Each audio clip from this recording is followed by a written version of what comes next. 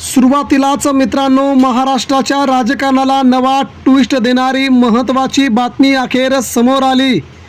मुंबईतून उद्धव ठाकरे यांच्या मातोश्रीवरून सगळ्यात मोठी आनंदाची बातमी, सामान्य शिवसैनिकांसाठी आनंदाची बातमी। मित्रांनो, या बातमीमुळे सर्वसामान्य शिवसैनिकांना बसला आनंदाचा धक्का।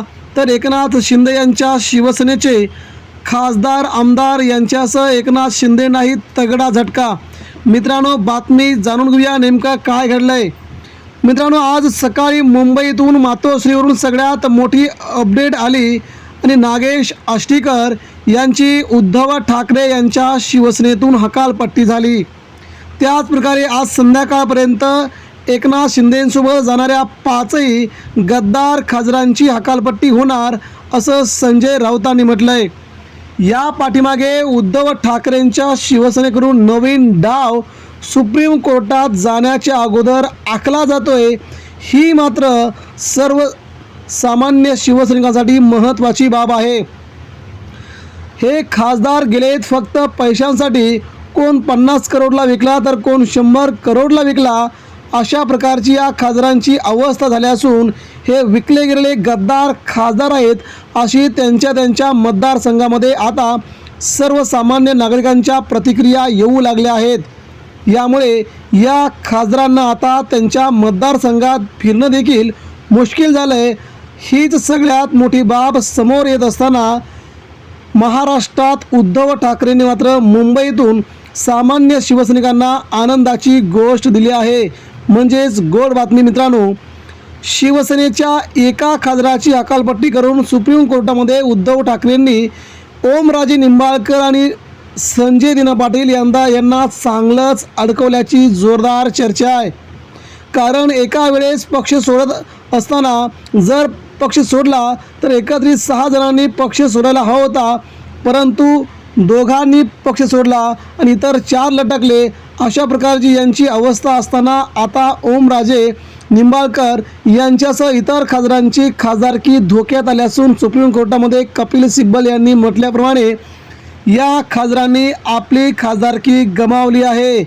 एकाच वेळी सगळे खासदार फुटायचे असताना त्यांनी वेगवेगळ्या वेळी वेगवेगळे खासदार फुटले आणि उद्धव ठाकरेंच्या हातात आयतक कोलीत देऊन उद्धव ठाकरेंनी सगळ्यात मोठी बाब हेरली आणि खासदारांना आता सुप्रीम कोर्टामध्ये या संकटांचा सामना करावा लागेल।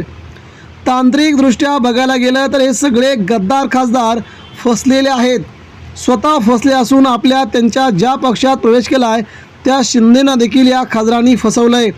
महाराष्ट्रातल्या लाखो जनतेला फसून त्यांनी शिंदेंच्या विरोधात आणि भाजपच्या विरोधात मतदान केलं असताना तिथे देखील जनता संतापली असून आम्ही त्यांच्या विरोधात मतदान केलं, तुम्ही त्यांच्याच मांडीला जाऊन बसले, ही बाब कोणती आहे असं विचारत एकनाथ शिंदेंना आणि त्या खासदारांना सामान्य जनता आता मात्र प्रश्न विचारू लागले आहे। एकंदरीत वातावरण या खासदारांच्या विरोधात फिरल्यामुळे महाराष्ट्रात यावेळी या 6 खासदारांना शिंदेंची सहानुभूती मिळणार का, हा मोठा प्रश्न निर्माण झाला आहे। खासदारांनी गद्दारी केली असून त्या गद्दारींचा सामना त्यांना येणाऱ्या निवडणुकामध्ये सहन करावा लागेल। त्यांना त्यांच्या मतदारसंघामध्ये फिरणं देखील मुश्किल होईल, अशा प्रकारची त्यांची गत झाल्याचं चित्र निर्माण झालं आहे। त्यावेळी मुंबईतून मातोश्रीवर आलेली गोड बातमी म्हणजे मित्रांनो, पुन्हा एकदा उद्धव ठाकरे महाराष्ट्र दौऱ्यावरती जात आहेत आणि या 6ही खासदारांच्या मतदारसंघात जाऊन ठाकरे आपली नवी इनिंग सुरू करत आहेत। यामुळे त्या मतदारसंघामध्ये अतिशय जल्लोषाचं आणि अतिशय आनंदाचं वातावरण सुरू झालं असून शिंदेंना थेट आव्हान देत उद्धव ठाकरेंनी आपला नवीन डाव आखण्यास सुरुवात झाली असून सामान्य शिवसैनिक आता पेटून उठल्याचं यावरून सध्या जाणवतं। मित्रांनो, यावरती आपल्या प्रतिक्रिया द्या।